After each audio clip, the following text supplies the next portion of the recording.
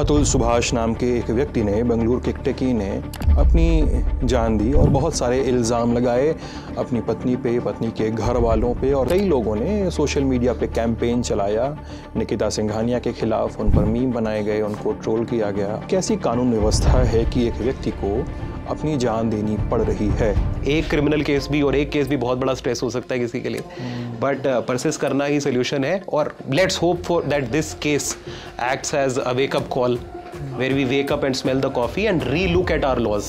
एक वो वयोवृद्ध ससुर जिसकी हालत बहुत ज़्यादा ख़राब है, या एक वो व्यक्ति जो वहाँ पर रह ही नहीं रहा है और उस पर प्रताड़ित करने का, छेड़खानी का और इस तरह से ढेर सारे आरोप लगा दिए जाते हैं। इन मामलों में आगे क्या हो सकता है? बट एक बार आप उसको साबित जब कर देते हैं कि ये गलत केस है, तो रेमेडी है आपके पास लॉ में, जिसे कहते हैं मलिशियस प्रोसिक्यूशन।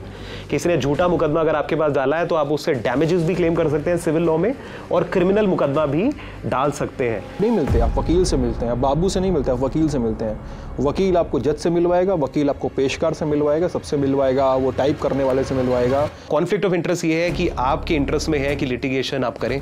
आपके पास कोई आया है, अगर आप उसको समझा के काउंसलिंग करके वापस भेज देंगे तो फिर आपने क्या किया? देखा घोड़ा घास से दोस्ती करेगा तो खाएगा क्या? as simply as that।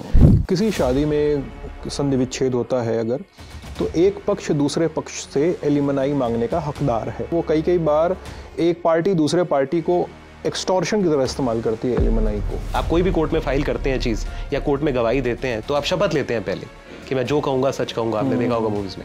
तो वो शपथ की वैल्यू क्या रह गई है हिंदुस्तान में इस समय, क्योंकि उनको पता है कि कल को ज़्यादा से ज़्यादा हम इस केस को हार जाएंगे। सीजीआई चंचूड़ के कार्यकाल को आप लोग कैसे याद रखेंगे, कैसे देखेंगे कि ये एक सीजीआई हुए अमंग द ऑल सीजीआईज? मेरे हिसाब से ये बड़ा ही मिक्स्ड बैग है जो उनका कंट्रीब्यूशन रहा है कई जगह पर, बट हमें लगा कि he went far but he did not go far enough। अब इलेक्टोरल वाले बॉन्ड के इशू पे आपने एक व्यू लिया कि अनकॉन्स्टिट्यूशनल है, ये डेमोक्रेसी के अगेंस्ट है जी, बट आप रुक गए वहां पर। मेरे हिसाब से एज अ जज, as a lawyer, as a student of law, investigation का केस तो बनता था।